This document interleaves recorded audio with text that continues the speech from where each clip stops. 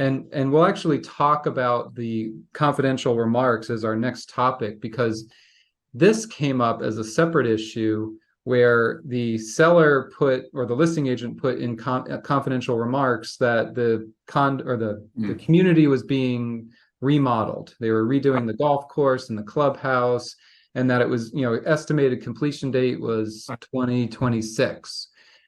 Well, the day before closing, the buyer sent a demand letter saying, I'm not closing. I want my money back, because I was never told that all of this was being renovated for the next couple of years. Right. I'm not going to be able to use it. I won't have access to it. There's going to be dust and debris, and it's right in front of my front door. He was, I don't know if he was using it as his excuse or if he legitimately believed or didn't know about this stuff. But his argument was interesting. He said, I didn't see the confidential remarks.